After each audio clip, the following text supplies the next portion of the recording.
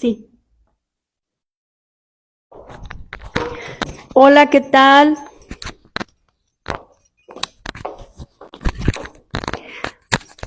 Buenas tardes a todas, a todos. Bueno, estamos aquí compartiendo esta tarde del día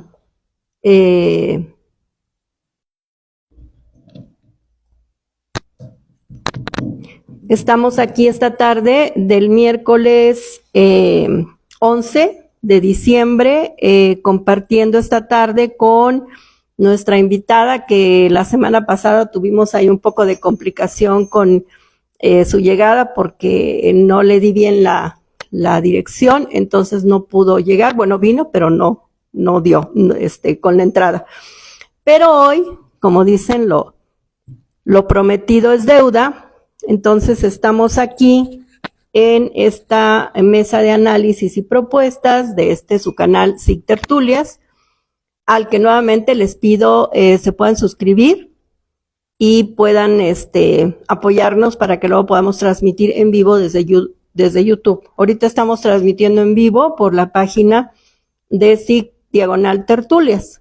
Entonces, ahorita recibimos a la licenciada Génova Verónica Peralta.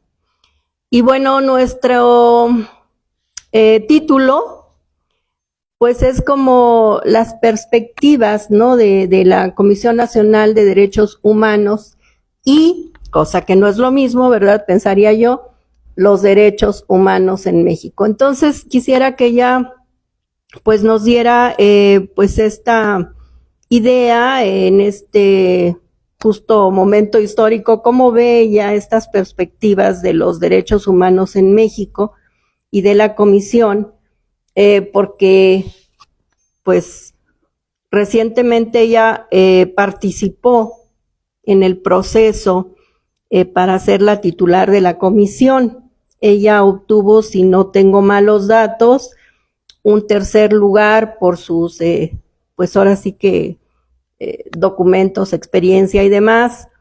Recordemos que el proceso, pues luego no es solamente echarle tierra a nadie, ¿verdad? Simplemente es decir la verdad, cosa diferente. La anterior titular, Rosario Piedra, pues no yo hasta donde sé de abogados que se dedican a esto de los derechos humanos, pues no hubo muchos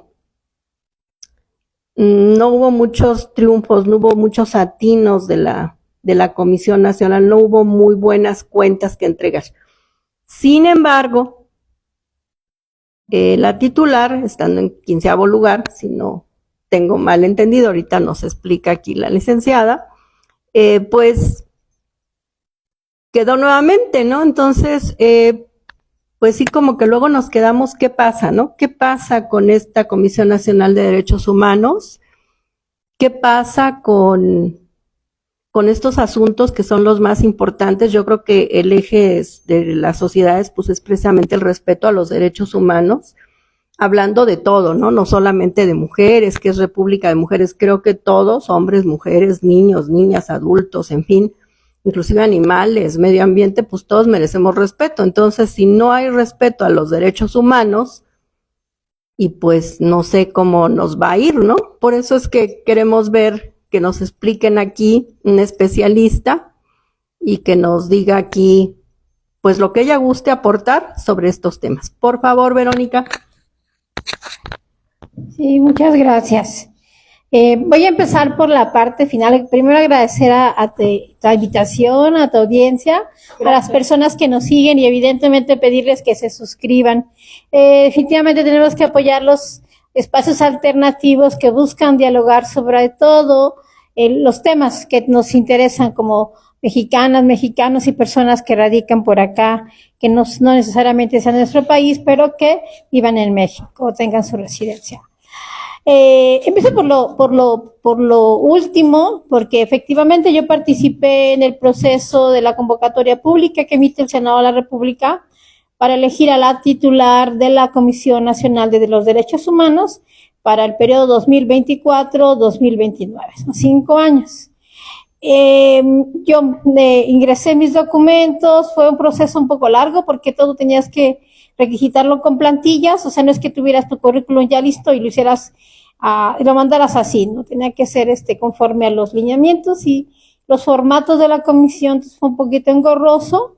Tuve que presentar también un plan de trabajo que yo articulé en 50 puntos, que eran 50 compromisos que identificaba de áreas de oportunidad justamente para mejorar el trabajo de la Comisión Nacional de los Derechos Humanos, porque parte de lo que yo observo ya en mi trayectoria como defensora de los derechos humanos es que tenemos prácticas y formas de atender los derechos humanos, las violaciones, con metodología que se creó desde su primer momento. Desde la época de Carpizo no ha sido modificada y encontraba pues un espacio donde poder articular mejores cosas, mejores prácticas para beneficiar a las personas que son víctimas de violaciones a los derechos humanos.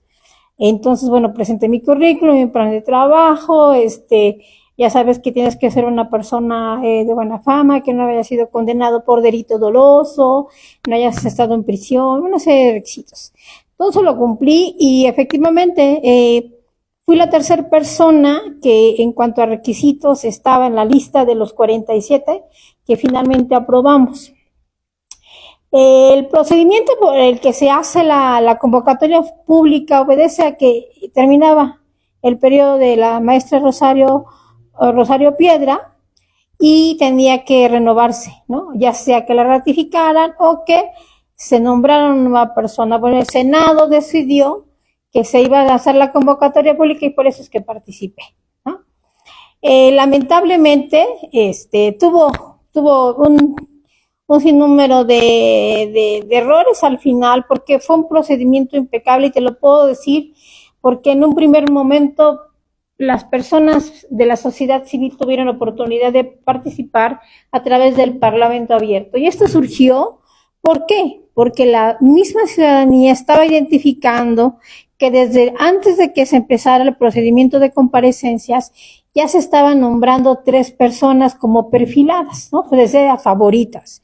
Y entonces la sociedad civil, sabiendo lo que es lo sensible, que es el tema de los derechos humanos, impulsa un hashtag que dice justamente, no a la ratificación, ¿no? De la CNDH. ¿Por qué? Por que se identificaban varios errores, desaciertos y demás. Bueno, entonces se impulsa ese Parlamento abierto, se invitan organizaciones de la sociedad civil.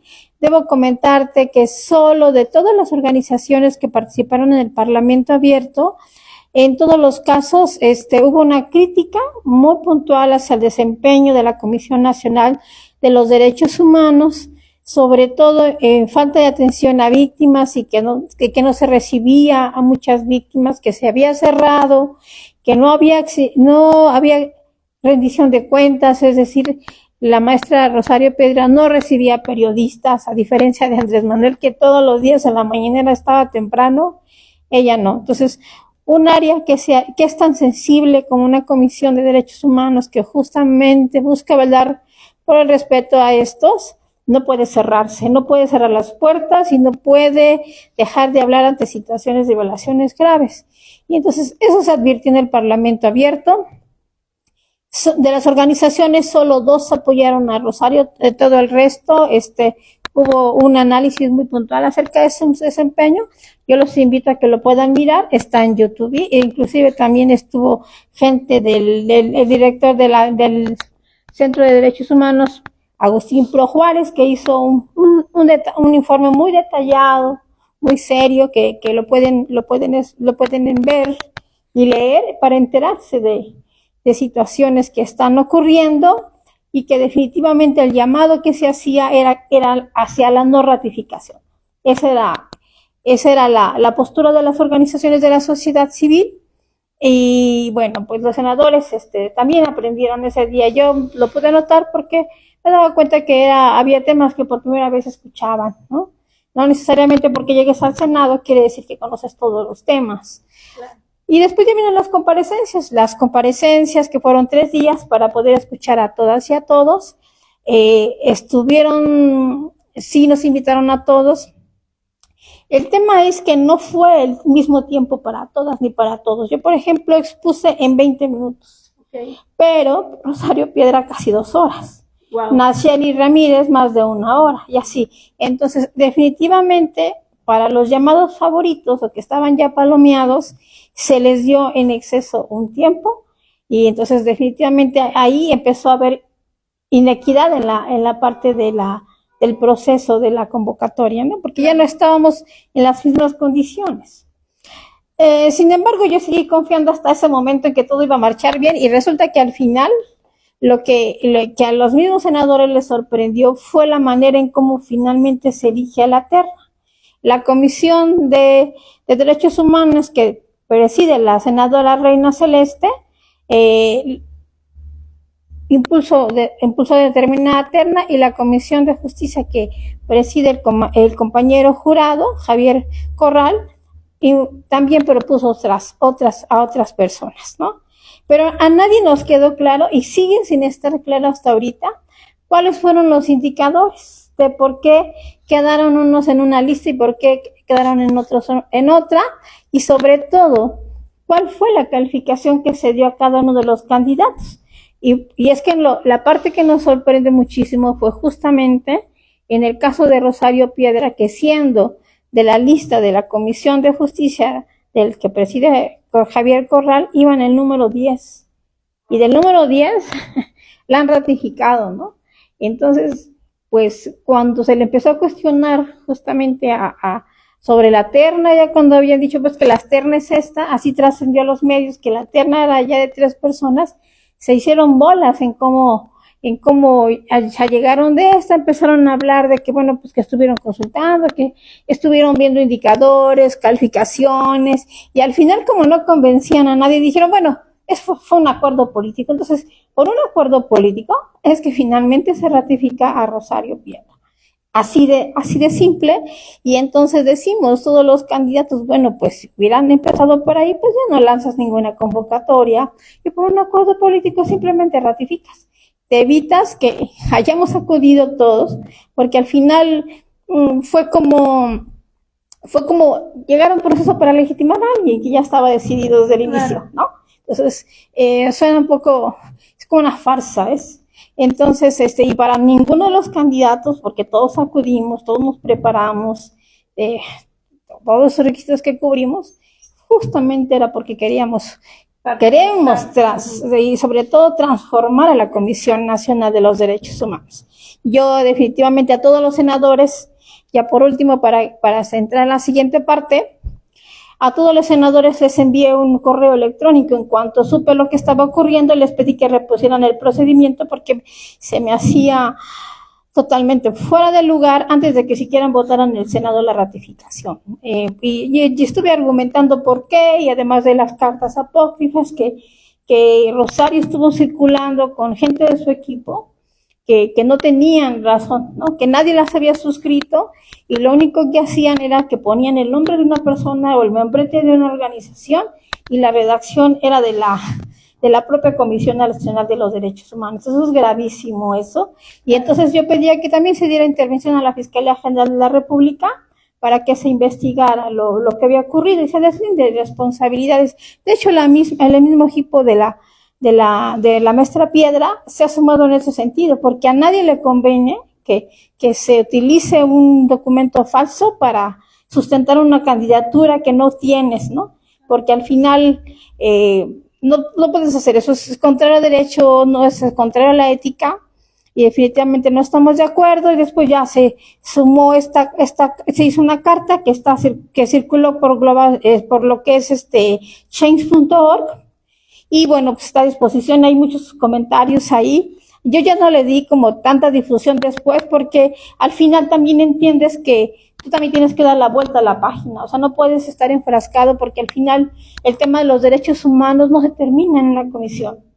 Yo fui internacionalista, y entonces ando apoyando a diversos países, entre ellos Palestina, por el genocidio israelí, Perú, Colombia, Cuba, Venezuela, Nicaragua, otros países, me explico. Entonces, no me puedo yo circunscribir solamente ahí, y hay que seguir avanzando, y sobre todo que tenemos situaciones también graves en nuestro país, que hay que también darles foco, y lo hacemos quienes, los que somos defensoras y defensoras de derechos humanos, abogados, criminólogos, que todos yo soy, ¿no? Internacionalistas.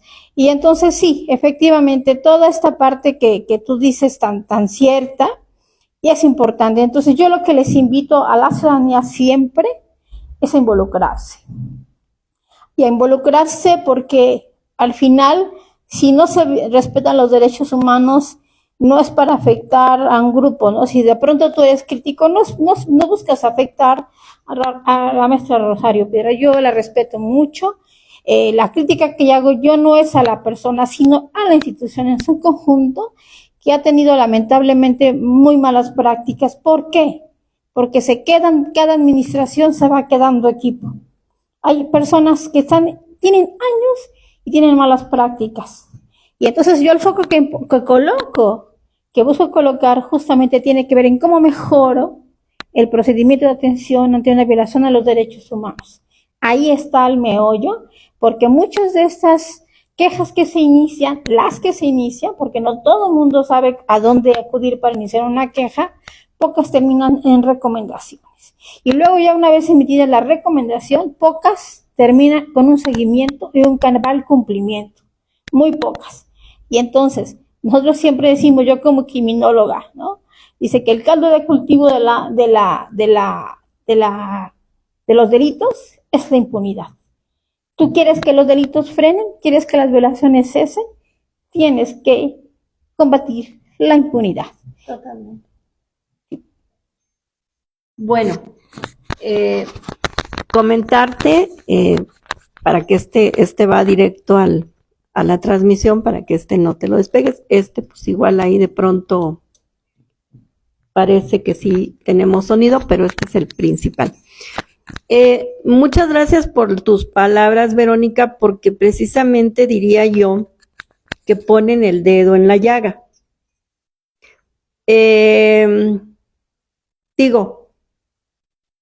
Somos, se podría decir, compañeras de algunos apoyos tanto a Cuba, a Venezuela, en fin, de las actividades que mencionó.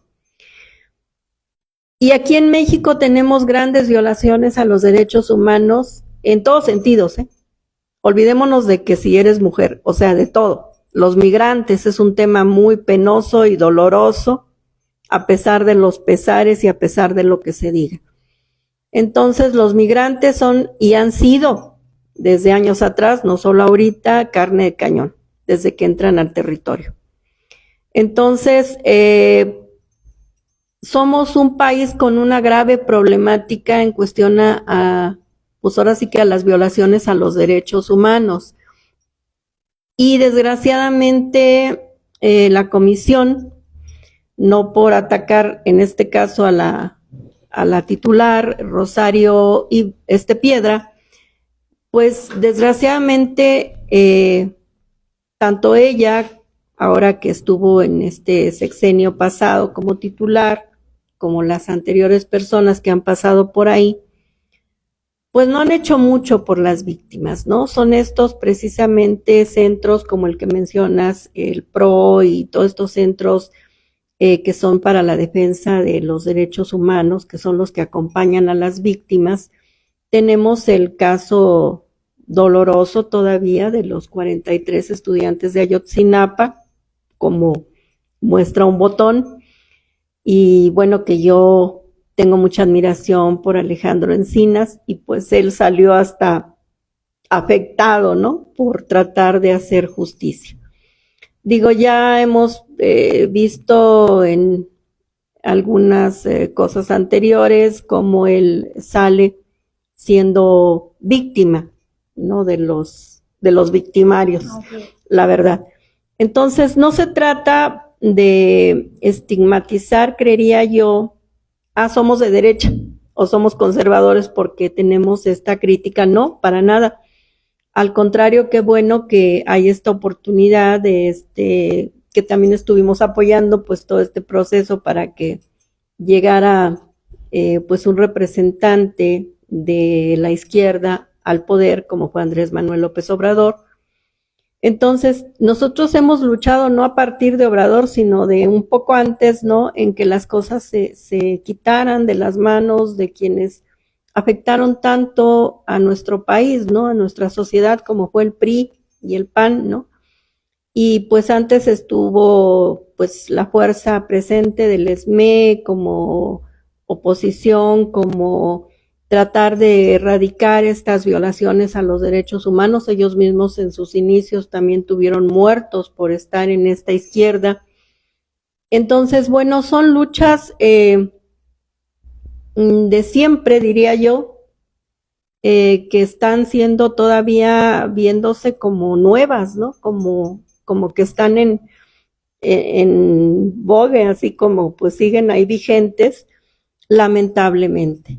Entonces, sería bueno que, aparte que la gente nos involucráramos, como bien dices, que yo soy totalmente, pues, de esa idea, por eso se les invita a venir aquí, participar, etcétera, difundir, porque son, como ahorita Verónica, excelentes ponentes con muy buenos temas que nos traen, pues ahora sí, que la neta del planeta, ¿verdad? Sin tapujos, sin, yo pensaría, filias o fobias de tal o cual partido, simplemente tratando de hacer llegar pues la verdad de las circunstancias que se van viendo y que va uno viviendo. Entonces yo ahorita se me ocurre, aparte de echarme este rollo mareador, que luego no les gusta, pero pues aprovecho, me gustaría preguntarte, en el caso ahorita específico que acabamos de vivir, apenas que será un mes o mes y medio que se dio esta ratificación, en el caso de la Corte Internacional de los Derechos Humanos, no se pudo poner una queja por esta circunstancia de parte de los colectivos que pues apoyan a las víctimas, porque el que esté una persona que no da resultados, pues es como estar en el pasado, ¿no? No nos da muy buena, no nos alumbra mucho el camino a que estas violaciones a derechos humanos puedan tener, pues, como dices, sanciones, y mientras haya esta impunidad, pues se siguen dando las afecciones. ¿Qué opinas? ¿Es posible haber hecho eso? ¿Todavía se puede? Porque pues como que nos resignamos y como vienen las noticias tan rápidas, pues ya seguimos con lo que sigue y ahí vamos en la bola caminando, pero nunca se pone un alto, pensaría yo, a este tipo de injusticias. Que podrá haber gente que diga, no, está bien, o ella ya tiene experiencia o algo, pero bueno, ¿y los resultados? Sería lo preocupante, ¿no? Y los resultados para las víctimas que acuden ahí. ¿Cómo lo digerimos? ¿Qué opinas, Verónica, por favor? Sí, mira, no tanto sería la Corte Internacional, ¿no? Más bien sería al sistema interamericano, que en un momento dado llegara la comisión a la Corte Interamericana de Derechos Humanos o al sistema universal. De hecho, por parte del sistema universal, la Organización de las Naciones Unidas emitió un pronunciamiento en relación a que hay la buena práctica internacional, no de México, de todo el mundo, siempre te dice que no debes de ratificar bajo ningún concepto a un presidente de una comisión o lo que se llama la Defensoría del Pueblo, porque también en otros países así se llama. De hecho, yo escuché en su comparecencia a la maestra Piedra que iba por esa ruta, ¿no? De que algún día se convirtiera en una Defensoría del Pueblo. No es un asunto de semántica. O sea, tiene otros mecanismos, pero si desde ahorita, no con lo que hoy tiene, no tienes voluntad de hacer mucho, así le cambies el nombre, ¿me explico? O sea, no es un asunto de cambiar nombres, es un asunto de cambiar prácticas que eviten la violación a los derechos humanos. Y si tú ya transitaste 5 años, yo que he estado en la defensa de los derechos humanos de un tiempo para acá, pero que conozco cómo funciona, ¿no? La atención de la queja, todo esto, que difícilmente una queja llega a una recomendación, ¿no? Muy difícil. definitivamente yo ahí donde puse parte de mi propuesta de trabajo, ahí tenía que ver, en esa parte, ahí tiene que transformarse. En ocasiones yo cuando desde la Dirección General de Derechos Humanos atendía de manera directa las quejas en materia de derechos humanos por parte del personal de la Fiscalía General de Justicia de la Ciudad de México, que era la competencia de esta dirección, lo que hacíamos era, en ocasiones con una llamada, subir a hacer una visita, acudir a donde está ocurriendo la violación por parte del MP, del fiscal, así. Y inmediatamente tratar de solucionar. Entonces, si en ocasiones nos es muchísimo más funcional para las víctimas, en lugar de estar esperando, a mandar el oficio, que regrese el oficio, que traiga la respuesta y diga, no, pues sí, es que ya lo hice, ser más operativos. Claro. Nosotros permanentemente acompañábamos procesos de protesta social. Cada vez que llegan los colectivos, sobre todo feministas, de personas desaparecidas, de personas que refieren corrupción dentro de la fiscalía, malas prácticas, como ahorita, tenemos 3 días cerrado la avenida Doctor Río de la Loza, pegadita al búnker. 3 días. Y hoy me acerqué en la mañana con las personas que estaban haciendo la protesta y les preguntaba, ¿por qué estaban cerrando la vialidad, no? Y dice, pues es que me empezaron a contar, ¿no? Como una persona muy influyente, con mucho dinero, que vive en Santa Fe, atropelló a una persona, la mató, y no le practicaron el protocolo de actuación justamente para evitar la impunidad. Se le dio un trato de privilegio, violentando el debido, ahora sí que todo el de los derechos de las víctimas, y entonces no se le ha hecho justicia a la persona. Y entonces los familiares evidentemente están indignados porque es un asunto que toca a una persona, ¿no? Y no puede ser que esto ocurra en la Fiscalía, sobre todo que la reforma en materia de derechos humanos, esta es de 2011, es decir, ya llevamos ¿cuántos años de 2011 para acá? Tenemos 13 años. 13 años en donde se impulsó una gran reforma, donde tenemos protocolos perfectamente establecidos de qué debes hacer en cada delito, en lesiones, en una desaparición, en violencia familiar, en violencia contra menores, contra adultos mayores. Todos los que estamos en la Fiscalía estamos más que capacitados. Entonces, ese tipo de cosas ya no pueden suceder. Bueno, cuando suceden hay que llamar la atención para que esas cosas cambien, ¿no? Entonces, está el ejercicio del derecho a la protesta y como bien refieres, el caso de Ayotzinapa, yo soy una de las personas que desde el año 2014 he acompañado la lucha por la justicia en el caso de Ayotzinapa, he hecho algunos posicionamientos, son públicos, y he estado en la misma normal rural acompañando a las madres y a los padres de Ayotzinapa en su exigencia de justicia. Y yo te puedo decir que desde el primer momento en que empecé a ver lo que estaba realizando como investigación, si se le puede llamar a su investigación, te puedo decir que desde el primer momento se estaba generando unas malas prácticas justamente para evitar justicia, claro, para que no hubiera verdad y para que no hubieran acceso a la justicia. Y todo lo que se hizo desde que se perdieron los videos, imagínate tú, del Poder Judicial mandan los videos y resulta que los pierden y ropa se pierden y estos famosos 800 folios que no han querido entregar por parte de la Sedena, ¿no? Entonces, dices, pues es que aquí lo que se está buscando justamente al momento de torturar a personas involucradas es que tú sabes que cuando hay tortura, esa prueba obtenida con violación a los derechos humanos es nula, ya no se puede convalidar.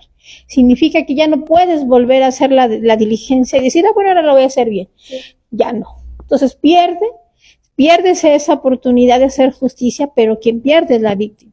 Claro. Entonces, ese tipo de situaciones no deben de ocurrir, y además de que se han cambiado las medidas cautelares, la prisión preventiva se ha cambiado por prisión domiciliaria y eso pone en riesgo a las víctimas. Y una de las cosas que te dice que cuando tú hagas un cambio de medida cautelar, que es donde justamente yo identifico parte de la corrupción del Poder Judicial, tiene que ver con que tú tienes que valorar el riesgo. Claro. Entonces, imagínate tú, si tú formas parte de una corporación policíaca, Fuerzas Armadas, tienes entrenamiento, sabes hacer inteligencia, tienes armas, tienes todo, y de pronto te dejan en libertad, ¿tú crees que no se coloca en riesgo a las víctimas? Claro. Claro, entonces, y lo vimos, ¿no? Y lo sabemos. A los padres de Ayotzinapa en diversos momentos los han amenazado, los han hostigado para que cesen en su intento, ¿no?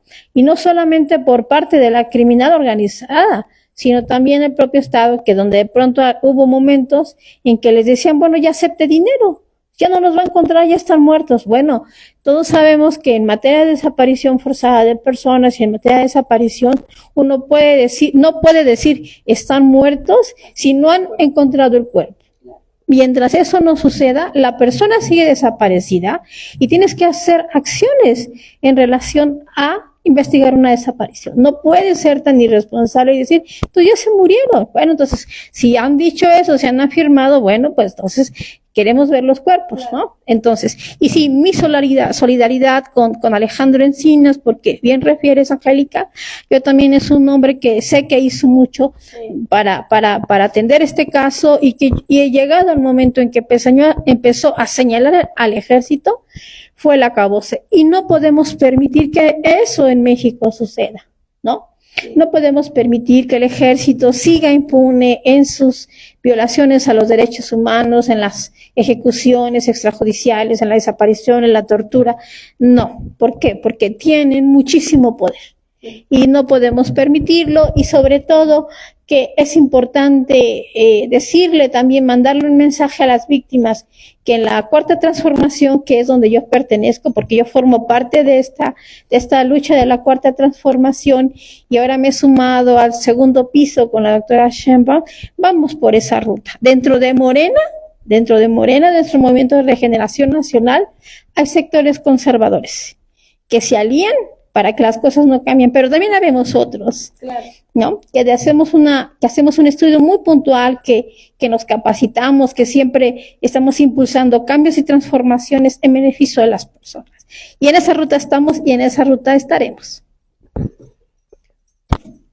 Pues sí, totalmente, Verónica. Eso es lo que tenemos pues que seguir haciendo, seguir en esta ruta de transformación, aunque sea un poco forzada, porque pues siempre hay resistencia, ¿no? Para dejar las malas prácticas. De hecho, pues bueno, en el proceso, como bien hace rato comentabas, en el proceso que participaste, como ahorita el proceso del Poder Judicial, jueces, ministros y magistrados que se está llevando a cabo. El día domingo salen las listas de los que van a poder participar. Hoy en la mañanera escuché, digamos, los números al respecto en cuestión a pues saber quiénes van a quedar.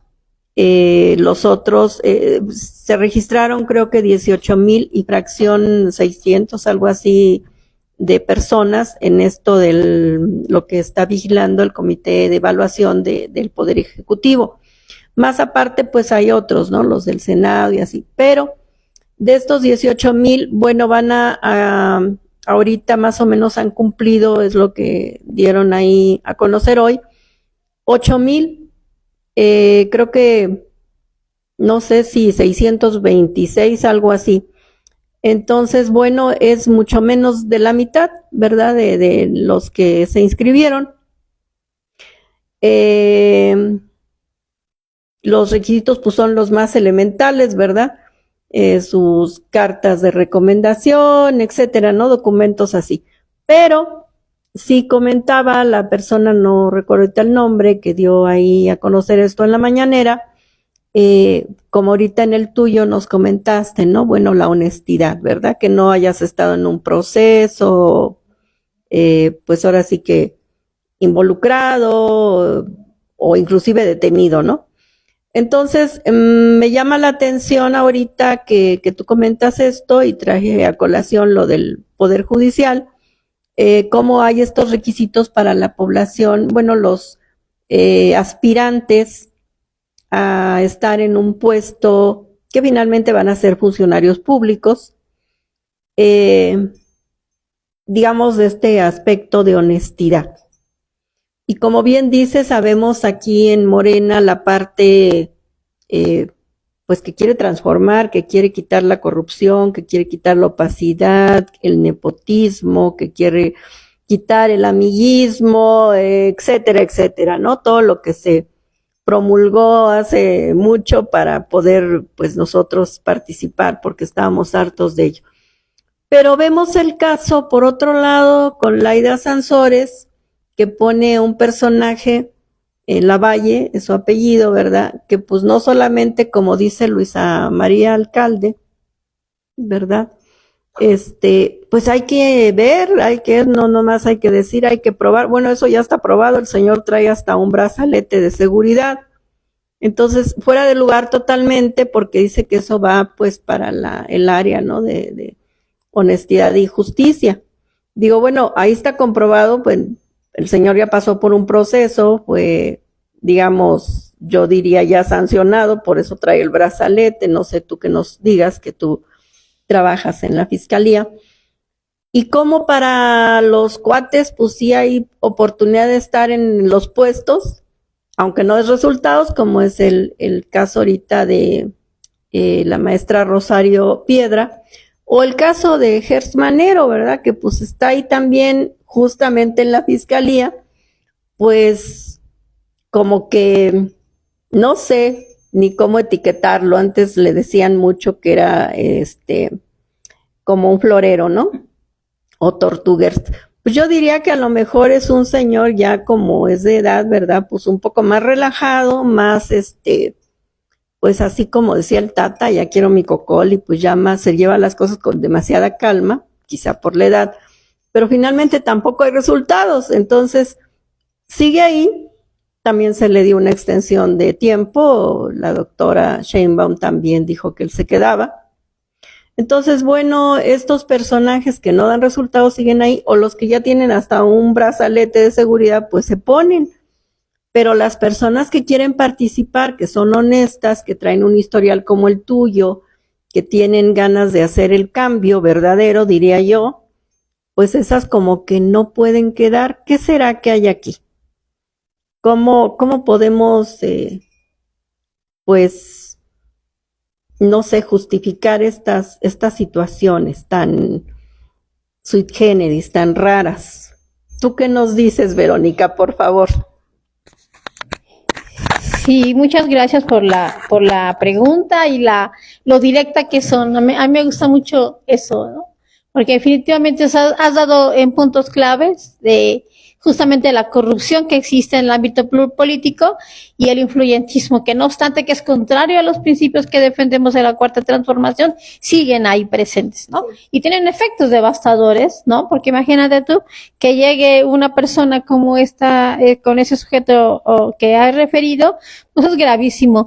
Parte de los requisitos que tienen, al igual que en mi caso que participé para la comisión y también en la Fiscalía General de Justicia de la Ciudad de México, en la que yo pertenezco desde hace 17 años, tiene que ver justamente con que no haya sido condenado por delito doloso. Entonces, una de las medidas cautelares que se aplica es la colocación del brazalete electrónico, justamente para identificar a dónde va.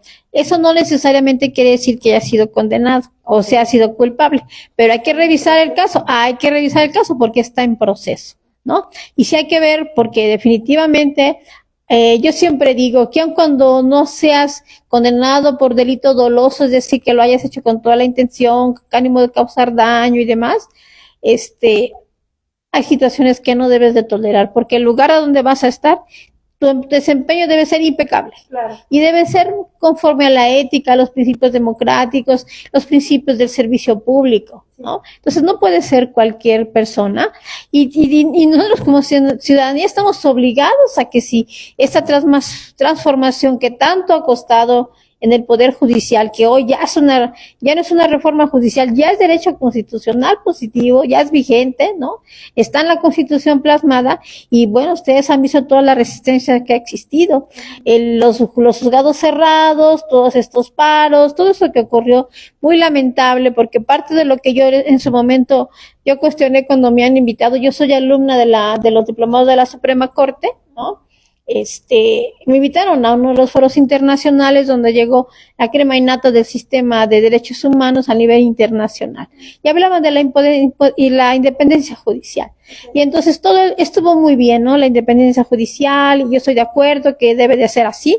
El cuestionamiento que yo hacía y que le hice por escrito a la ministra, Yasmín, ¿no?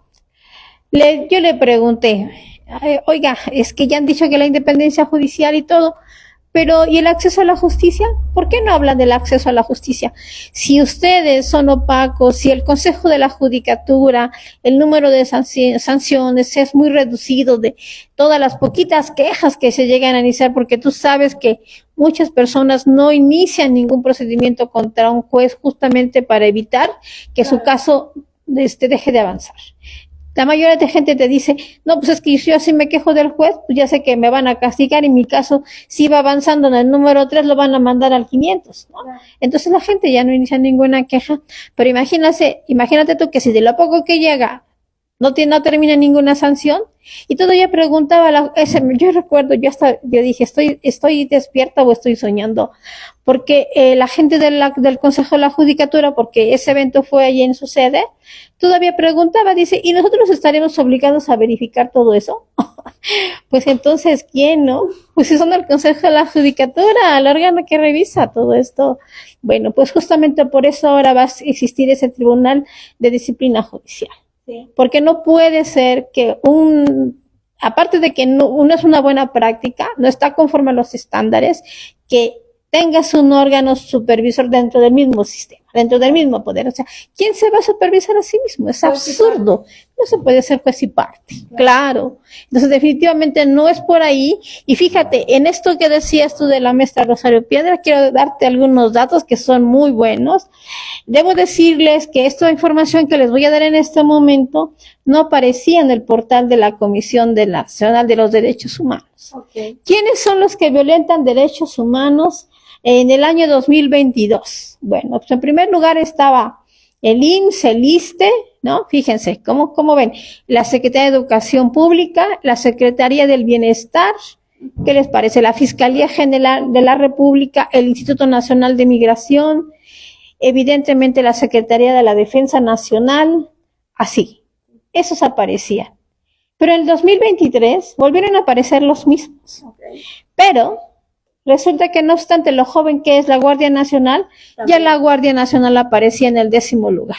Claro. ¿Me explico? Entonces, ¿a quién le beneficia que este nivel de transparencia no exista? A las instituciones que violentan derechos humanos. Claro. Esta información que te acabo de decir la virtió Reina Celeste en las comparecencias porque no se tenía esa información. Y decía, y así lo dijo ella, sabemos que muchos de los aspirantes no tienen el acceso a la información que sí tiene la presidenta, ¿no? O inclusive los que eran también presidentes, en el caso de Nayeli y otros, Nayeli Ramírez, que son presidentes de las comisiones estatales. Entonces, no puede ser que tú te guardes la información porque es transparencia y rendición de cuentas. Claro. Y en este sentido, por ejemplo, del año 2019 al 2024 se emitieron 1,180 recomendaciones. Con cumplimiento total de esas 1,180, solo 16. Wow. ¿Ves? Es lo que yo te decía, no es lo mismo que inicies, pues ya se inició la queja, ya terminó la recomendación. Sí, oiga, pero de su universo de casi 2,000, solo 16 han tenido cumplimiento total. Y luego, la Secretaría de la Defensa Nacional ha tenido 1,164 quejas, de las que sí han operado. Okay. Pero, en cuanto de estos 1,164, solo 26 terminaron en recomendación. Wow. ¿Me explico? Ahí está. Entonces, a ese nivel de análisis tienes que llegar y tienes que revisar, y de esas 26 tenemos que darle seguimiento para ver en cuántas terminan con cumplimiento total. Eso es rendición de cuentas. Y ahí es donde tenemos que colocar el foco y tenemos que pedir y exigir que se cumpla totalmente. De nada sirve que yo te emita una recomendación, que te exhorte a que dejes de violentar derechos humanos y que de pronto la institución diga, pues mira, sí, pues sí violentábamos, sí torturábamos, pero mira, ya tomamos cursos de combate a la tortura, de procuración de justicia, de derechos humanos. Si sigues violentando los derechos humanos y sobre todo sigues sin cumplir las recomendaciones. Las recomendaciones no son para cumplimiento en el papel, sino es para la vida diaria, para las víctimas. Sí, pues es muy, más que penoso, ¿verdad? Porque pues sí da pena, como dicen, ajena. Es muy, muy doloroso que las víctimas se revictimicen pues por las instituciones y por la justicia, ¿verdad? Que supuestamente se busca. Entonces, bueno, desgraciadamente, ojalá, ¿no? Que podamos, ahora que estén estos nuevos jueces y ministros y magistrados electos por el pueblo, ojalá que podamos ver algo como que un poquito, una lucecita ahí al final del túnel, no sé, porque estamos bastante mal. Recordemos el caso de Israel Vallarta, ¿no? No sé ya ni cuántos años tiene el pobre hombre ahí, 14, 17 años, y bueno, pues nada más se habla del caso, pero él sigue ahí. Entonces, pues casos hay muchísimos, ¿no? Para ejemplificar cómo, a pesar de que no deberían estar ni siquiera encerrados porque fueron torturados, pues hay una infinidad de casos de víctimas del Estado, ¿no? De las instituciones del Estado. Unos adentro, como en este caso este joven o señor, ¿verdad? Pues por relaciones, ¿no? De las personas que lo hicieron llegar ahí. Otros, pues víctimas como estos jóvenes de los 43, pues por que también tenemos ahí infinidad de casos también de activistas y demás, de periodistas, ¿no? De defensores de derechos humanos que han sido pues asesinados. Y pues no se diga, ¿no? De las mujeres desaparecidas, de los niños, inclusive violentados, inclusive pues en guarderías, en escuelas. O sea, hay ¿no? Un gran espectro de víctimas, personas de tercera edad, ¿no? Inclusive. Entonces, pues desgraciadamente no vemos claro en ningún lado cómo ellos pueden recibir un poquito de, acercándose, ¿no? A la comisión, pues de justicia, para no seguir siendo violentados, al contrario. Luego, pues ya pierden la esperanza y mejor pues ya no se acercan a estas instituciones. Entonces, ojalá que podamos ver esta mejora, pero no sé tú qué opines, porque creo que México, pues sí ha firmado, si no mal recuerdo, pues creo que todos los tratados de derechos humanos habidos y por haber que le dicen, oye, firma y todo, está ahí firmando en todos lados, pero a la hora de cumplir recomendaciones, pues como que no se oye bien, ¿verdad? Se queda un poquito así en la sordera el cumplir. Y yo alguna vez que debes conocer a David Peña, que sí, es que anduviste también ahí con Ledesma, con Astillero, en fin, Sí, te sí. hemos visto en varias partes con esto de este proceso en el que estuviste. Entonces, yo le comentaba a David Peña en ese entonces, el año pasado, cómo hacer, ¿no? Para que la comisión tuviera dientes directamente, ¿verdad? Porque como es una recomendación y se le pasa a otra institución, en este caso a la Fiscalía, pues luego ahí como que ya pues no se vio bien dónde quedó la bolita. ¿Cómo se podría, tú que eres parte de la Fiscalía, pero también estás en derechos humanos de este país y de muchos otros en las causas, que ahorita te tengo otra pregunta en cuestión al extranjero, ¿Cómo podríamos nosotros buscar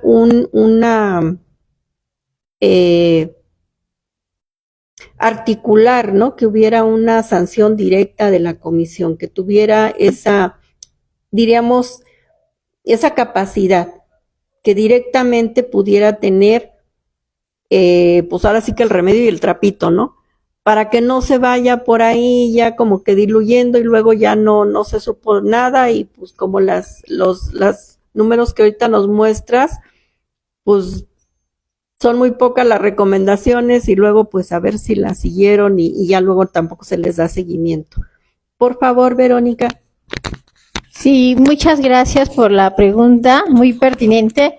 Y también un saludo a David Peña, es un compañero que yo sigo mucho en Rompeviento TV con Ernesto Ledesma y Violeta Núñez, sí, que es un programa maravilloso de periodismo impecable, justamente del periodismo que a mí me gusta y que está muy aterrizado y que es el periodismo que necesita de este país, ¿no? Entonces, pues un abrazo a ellos y David es uno de los que ha impulsado muchas cosas. Claro. Es en el caso justamente de Velázquez Rodríguez, y en el caso del tema del arraigo y de esto de la prisión preventiva oficiosa, que es una aberración en nuestro sistema de corte acusatorio, porque como de aquella Kenia, creo que se llama, ¿no? Que la detuvieron y que por un celular y que sigue en prisión, ¿no? Kenia Hernández, sí, claro. Ella, por ejemplo, es una de las compañeras que, defensora de derechos humanos, abogada, integrante del pueblo originario, que justamente por el tema de que Cerró Caseta sigue en prisión, ¿no? A pesar de que es un asunto que en su momento atendió el presidente López Obrador y que se comprometió a procurar justicia, pues ella sigue encerrada cuando en realidad nada sostiene su detención, solo la presión de los dueños justamente de las carreteras, ¿no? Y del grupo que en su momento gobernaba, ligaba al gobernador del Estado de México, ¿no? Entonces, bueno, sí, esa es, por ejemplo, parte de esos ejemplos. Y en el caso de cómo podemos generar que nuestras comisiones de derechos humanos tengan dientes, bueno, pues hay que hacer una reforma a la ley orgánica de la propia Comisión Nacional de los Derechos Humanos, en donde también tenga esas facultades vinculatorias. Primero tendría que ser vinculatorias, es decir, obligatorias para todas las instituciones. Una vez recomendada, imagínate todo el trabajo que se hace y entonces está sujeto a que si quieres la cumple y si no quiere no la cumple. Por ejemplo, ¿no? Entonces ahí tendría que ver primero una reforma y esa nos cuesta trabajo hacerla, no, ninguna, solamente hay que tener voluntad. Exacto. Entonces esa es una, por ejemplo, y si por ejemplo, esa era parte de las cosas que presenté y dije inmediatamente revisión a la ley orgánica justamente para darles dientes, ¿no? Lo que ustedes llaman dientes, es decir, fuerza a esas recomendaciones. ¿Y cómo podría también generar un vínculo para que eso sucediera? Bueno, pues tú sabes que ahorita justamente, qué pertinente pregunta, se está discutiendo todo el tema del presupuesto, ¿no? Claro. Todas las instituciones, dependencias, universidades quieren presupuesto. Oiga, pero y no me ha justificado que requiere tanto presupuesto, ¿no? Y entonces yo ahí donde voy. Entonces, si tú, como institución violenta de derechos humanos, que se te reduzca presupuesto, que claro, tengan efecto en tu presupuesto, no para los trabajadores, no para la parte operativa, sí para ese tipo de cuestiones que en ocasiones dices, llegas a la Sedena y te invitan a un cóctel y dices, qué barbaridad, pero aquí sí hay, ¿no? No, generalmente decimos, aquí sí hay, y hay lugares donde llegas que ni agua, ¿no? O sea, si tú llevas tu agua, pues bien. Entonces, definitivamente, para ese tipo de cuestiones, pues definitivamente no, porque debo de decirte que parte de que una institución que increíble, porque es increíble que cada ejercicio fiscal aumente su presupuesto, es la Secretaría de la Defensa Nacional. Sí. Eso es, imagínate, en detrimento de otras. Entonces, por ejemplo, la Fiscalía General de Justicia de la Ciudad de México ha tenido poco presupuesto y en ocasiones casi todo se va en pago de personal ministerial, en gasto corriente, lo que se dice, y en papelería, ¿no? Y aún así tenemos carencias, ¿no?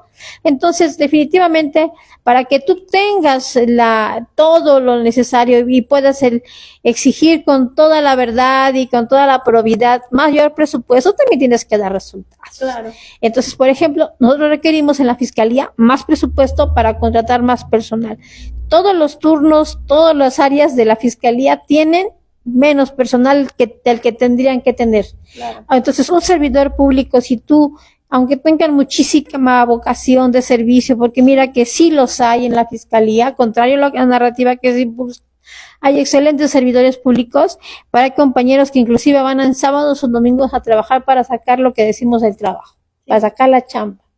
Porque no hay manera, si tú eres un MP y tienes 3,000 carpetas de investigación, por mucha vocación de servicio, no te va a dar la vida para poder tramitar todos con la debida diligencia. Claro. Entonces necesitamos más personal, mayor presupuesto, mejores salarios los servidores públicos y mejor equipo. Eso definitivo. Sí. Entonces ahí está. No, pues sí, comentas algo también esto de que siempre hay más presupuesto para la Sedena, sí, totalmente. Y precisamente ahorita que serán menos de 2 semanas, la presidenta dijo que obviamente se les iba a aumentar a ellos porque pues ya se están quedando rezagados su presupuesto, sus sueldos en cuestión con los de la Guardia Nacional. Entonces sí, pues ahí hay mucho presupuesto que diríamos no se recorta, pero no da tan buenos resultados, pensaría yo, ¿verdad? Porque pues simplemente el violentar los derechos de las personas, pues no son muy buenos resultados, no son muy buenas cuentas. Y bueno, dejando un poquito este tema de los presupuestos y demás, te quería comentar, tú que andas en estas causas de internacionales, ¿qué opinas ahorita con el tema de Siria, no? Que acaba pues se puede decir, ponerse ahí de color rojo, diríamos, ¿no? Habrá gente, escuché a Diego Rossini, creo se apellida, chico también muy, muy brillante, al cual sigo y que se me hace excelentísimo. Dice, pues, habrá gente que aplaude eso porque dice, no, pues era un dictador, pero el problema va a ser la gente que pongan, porque él más o menos, comenta este joven,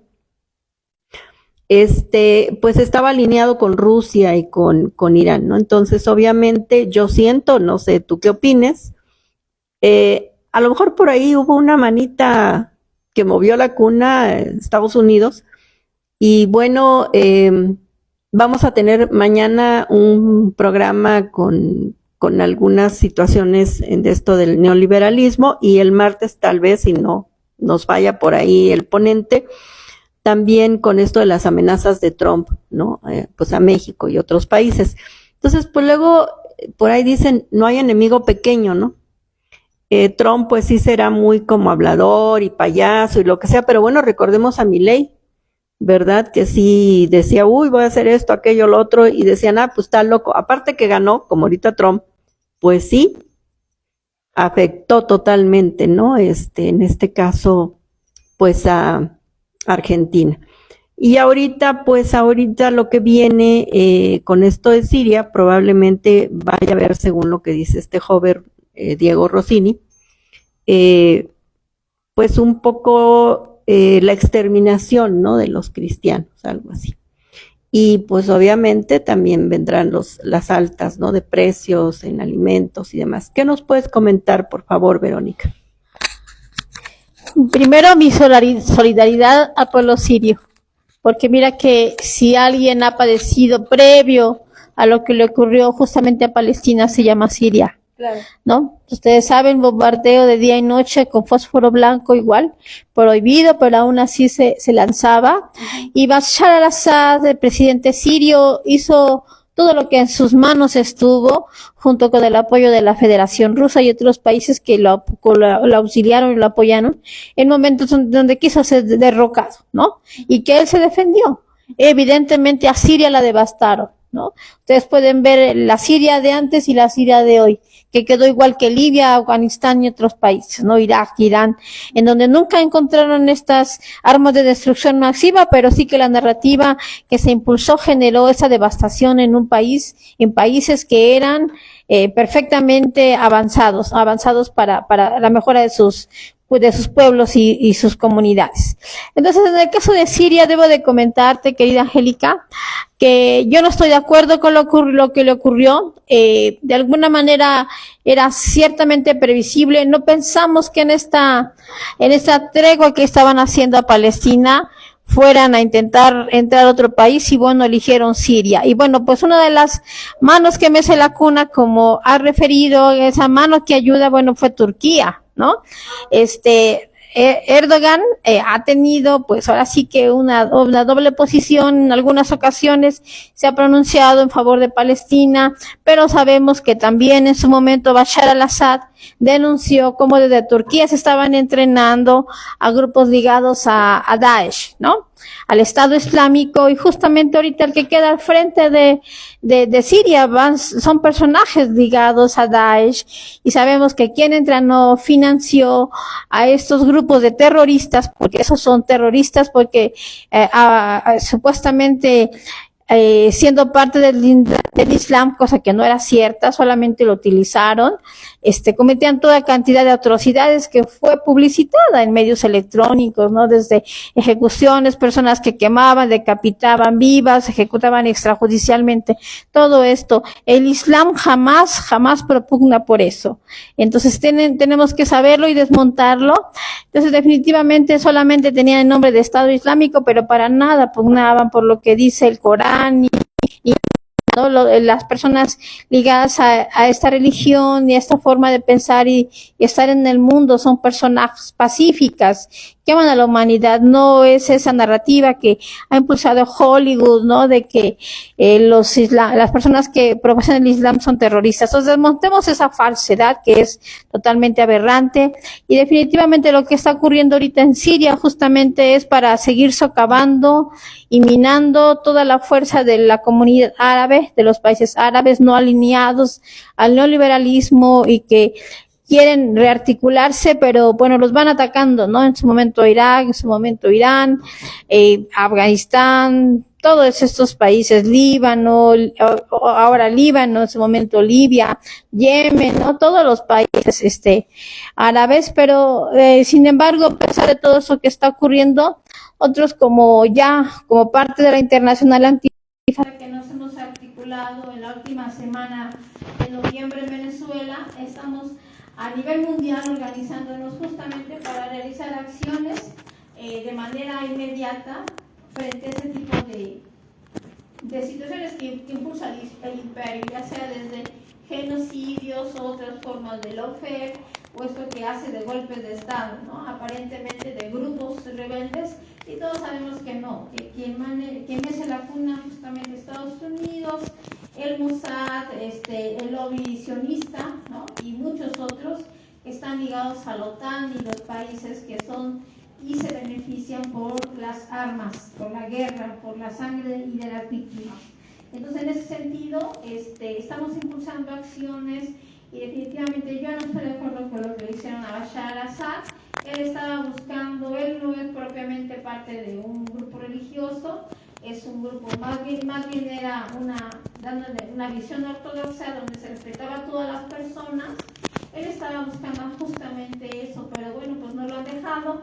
Y ciertamente yo comentaba, inclusive en la mañana de hoy, porque estuvo en la mesa de periodistas de Temoris Greco y Alejandro, cómo no podemos comprarnos la narrativa de que nos puede dar gusto lo que haya ocurrido a Siria. Es un país hermano, que su pecado es no alinearse a lo liberalismo. Eso fue su pecado, no haber querido someterse y que le sigan expoliando sus recursos, ¿no? Ellos tienen un área estratégica para